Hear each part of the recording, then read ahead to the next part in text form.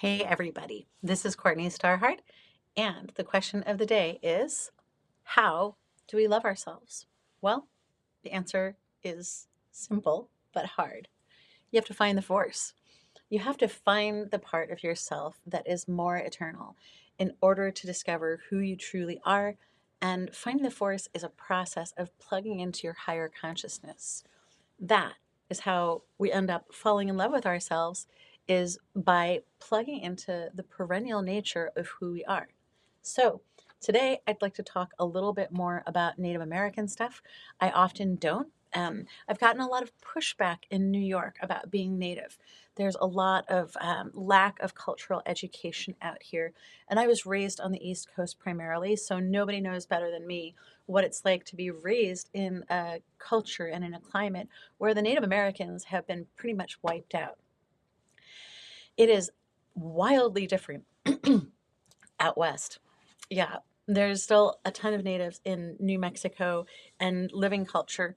If you want to read about our culture a little bit before the conquest, you can look at this book, 1491. It's a great book because it was written by a gentleman who was trying to answer questions both for his students and for his kids. And the more he asked, the more he found. And the more he found, the more questions he had. So that's an amazing book. There were literally hundreds and hundreds of tribes with distinct cultures and languages. But the one thing that they all had in common was this concept of the medicine wheel. Okay. Today it lives on for modern people in the compass, and we can see north, south, east, west, and recognize that as something important. But where does that come from? And what does the medicine wheel do for us? This 4-step system I have is based on this. I call it 4 steps to finding the force. And I'm not really joking about loving yourself, right? In order to love yourself, you have to know who and what you are. And we've lost a big part of the manual today in our world. It was done deliberately in part. I don't want to peg it on the Holy Roman Empire, but they did start by burning Cleopatra's libraries and continue on to persecute pretty much anybody who didn't fall into line with what the church wanted. It wasn't just the Catholic Church. It happened in England. It happened all over Europe. There's this kind of medieval feeling where, the witches were burned. Between 10 and 20 million people in Europe were killed before they came over here and killed off the Native Americans, not mostly by the sword or by the gun, mostly through disease. This book explores pretty deeply how all of that went down. And long story short, the people who got to keep their culture intact the most were tribes that were sedentary and tribes that were not displaced from their land. So almost as soon as you cut a Native American off from their land, an indigenous person, what did that word come from? Indigenous. Indigenous to what? To the earth. We lived very closely tied to the land. And a lot of the stories that come from Mesoamerica, where my tradition comes from, are tied to things that they were doing at certain times of the year. So if you were walking along and you're walking up to the mountains to migrate at a certain time of year, or you're planting crops, whatever is going on, there was a story and oftentimes a song that went with it. So when we're talking about traditional native medicine, we have a wildly different idea of what medicine means than I think modern doctors. Um, People call themselves doctors nowadays are often people who are harming people with these chemicals and these prescriptions and these highly addictive substances like the antidepressants or the painkillers. We've seen this epidemic. We're calling into question the vaccines, or we're calling into question a lot of things that probably have needed to be called into question for a long time. More than half of America is obese. More than half of America is depressed. And for us, we're tied to the land. So our go-to as Native American practitioners is the land and the nutrition and being tied into something greater than ourselves, the force. And it's so much easier to fall in love with life when you're engaged in it. I know it sounds silly, right? But um, it's important to understand what Native American culture is about, because the people who lived here for tens of thousands of years probably have some pretty satisfying answers to how to live here well. So, in the 20 years that I was studying, the first thing that I had to do was study herbalism, permaculture, nutrition, seed sovereignty, physiology, energy medicine. Um, and then after years of that, we got into sweat lodge. You can see a picture of the sweat lodge that we built in Albuquerque. It's just absolutely beautiful. And the sweat is such a sacred and common practice. Aside from the medicine wheel, the second most common thing amongst Native American tribes was the sweat lodge. And I'm proud to be authorized to pour sweat lodges in 3 different traditions. It's really amazing. The way that you feel when you come out of a good sweat is like nothing else. And we sing and we pray and we pour water on the hot rocks. And there are 4 rounds. All of our ceremonies have 4 stages, just like the medicine wheel. And you can feel when something is complete. When you go through this 4-step process, what happens? What happens is this. You see, when you do 1, 2, 3, 4, a 5th thing comes in, right? Just like the carbon molecule, just like a circle, just like the wheels on a car. There are a lot of things that come in 4 spots, and finding the force is one of them. So this 4-step process mimics that system that we're using in ceremony. It's like our everything bagel. It's like our Smurfy village. It's the thing that we use for everything. And all across North, Central, and South America, you'll find that common tradition. So as you can tell, I'm an academic. I read a lot of books, and I went to college at American University in Washington, D.C., and I studied culture, probably because my family is bicultural. Half of my family is Native American, half of my family is European. I love both sides, but they're wildly different. The way they think, the way they approach everything. So at a young age, I got really interested in culture and why people do things the way they do them. Of course, here's this book again. What was here before the Europeans discovered America for the people who had lost their maps when they burned the libraries in Alexandria, probably? Um, okay. I spent years putting together this book where I interviewed 10 experts. So when I was dying and I was very sick, Western medicine failed me. They were looking at the symptoms and they weren't looking at the root cause. What was the first thing that happened when my Chinese Kung Fu master, who again is the Chinese equivalent of a medicine person, right? Comes over, starts dowsing, goes right to the well, boom, finds E. coli. It took him no longer than an hour to figure out what was wrong with me. And the Western doctors, it took 3 years and they still didn't have any solutions. I was losing tons of blood. I was chasing infections all over my body. I was literally drinking, eating, bathing in E. coli infested water because the farming practices changed across the stream from us and toxified our leach field. So there are certain chemicals that will kill off the bacteria that actually processes the fecal matter, and our well got toxified with the crap that they were dumping in the river. Yeah, sad story, but I was mostly dead, which was a little bit like an ongoing ayahuasca experience. Okay, we're going to shift gears for a second. Ayahuasca is a medicine, it is a plant medicine. In this process where I'm working with corporate training and I'm working one on one with clients, we can do everything to find the force and use this amazing magic 4-step process. We can prove with modern equipment as well that this is working. And Joe Dispenza, God bless Dr. Joe, has done all of the research and has proven now that our heart generates a field that actually can expand and can change exponentially in its nature.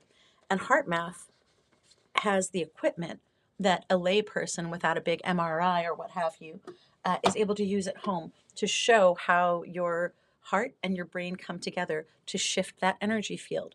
Now, when that energy bubble pops up, you start pulling in energy and intelligence from the quantum field. It makes you a different species, essentially. You become more light than matter. And when you do, you get access to the quantum field. All right, so 300 to 400 times more mental flow. when you look at all the numbers, all the good stuff within 28 days goes up and all the bad stuff goes down. So when I say that you can double your productivity in 28 days, twice the stress, no, twice the success, half the stress, we're reducing stress, right? To get more productivity. Sometimes you have to slow down to speed up. So when you start accessing the quantum field, you learn how slippery reality is. Synchronicities start flowing. You just have a sense of intuition about what you're supposed to do. You trust, and you're pushing back on yourself a lot less. If you can get your mind quiet, if you can quiet the mind and get into heart brain resonance, then all of a sudden you're more plugged into this and you're blocking yourself a lot less with the negative chatter. Okay. So it's interesting that Native people knew this all over these two continents. My tradition comes from the Southwest. We were the natives that the Spanish called pueblos. Pueblo means village, so they called them the village people. And this tradition was part of the northwest corner of an interconnected series of city-states that were loosely affiliated through culture, through some language, through some DNA. And this piece was called Atzlan back in the day.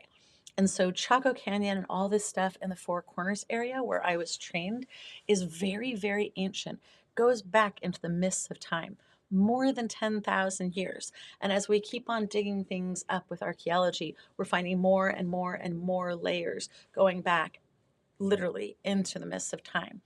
So these native traditions were passed on from master to student. All right. The initiation process, the teaching process is actually led by the Force. We don't have textbooks on training medicine people.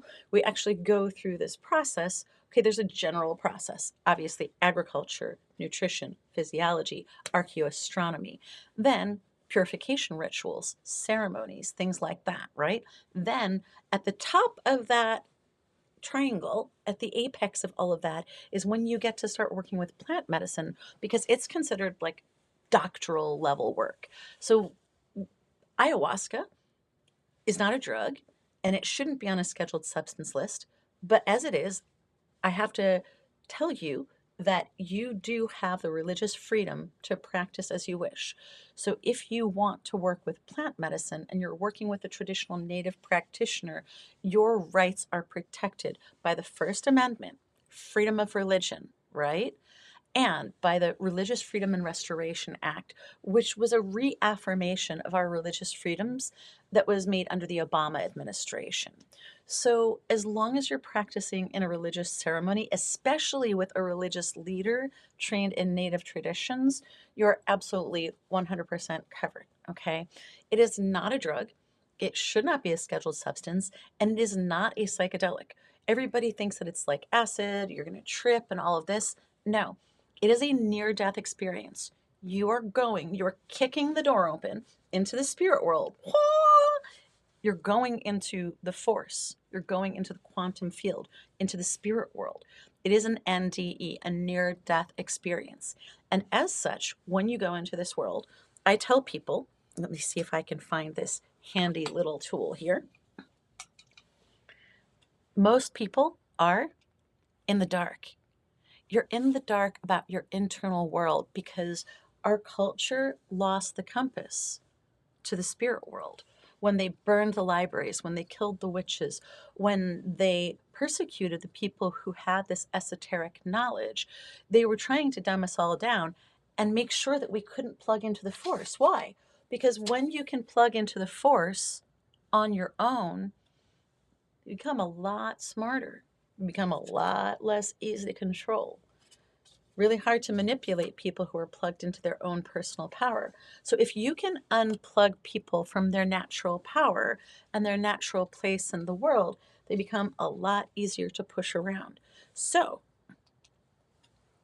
we're in the dark, most of us. We're in the dark about our internal world and how to plug into the force. Taking ayahuasca is like lighting up a flare. in your internal world, and suddenly you can see everything. So you start mapping things, you start realizing things, you start getting into brain heart resonance more regularly. We can mimic this process by using the breath work that I teach you, the box breathing done once an hour. I'm going to tell you the answer right now. If you do that box breathing for 3 to 5 minutes each hour, you're going to plug into the force more and more, because you're taking control of the amygdala, you're taking control of the driver's seat. If you're breathing your breath, then your mental chatter is going to go down a lot and you'll be able to find the force. It's going to take a long time, much longer. It's going to take at least 28 days. But the medicine, why we call it medicine, is because it heals. What modern doctors call medicine is actually poison. And what we call medicine, by definition, has to be something that heals. So a song can be medicine, a person can be medicine, a place can be medicine, anything that heals. Knowledge, okay, like knowledge of this tree of life here. This is also medicine, all right? So anything that heals. And of course, plant medicine does that. So I just wanted to tell you, if you're nervous or if you're hearing things about people working with ayahuasca, it should always be in a very careful, small dosage. It should not be repeated nights, one after another. It has to be at least 2 days in between, because your body won't accept that substance on the second day. It should be with a trained facilitator. It's like if you were going into the jungle, you would want to have a good tour guide. Well, the spirit world can be a little bit of a jungle at first until you figure it out. You really want a trained guide with years and years of experience and depth. If somebody just learned how to work with plant medicine, with a substance, and they don't know all of the other things surrounding it, the permaculture, the nutrition, the psychology, the history, the culture, the ceremony, the religion, if you don't have that, then it's incomplete. So finding the forest can be done quickly with plant medicine, or it can be done gradually, and combined with a plant medicine is the ideal thing, is doing that 4-step process. All right, I'm going to go for now. Talk again soon.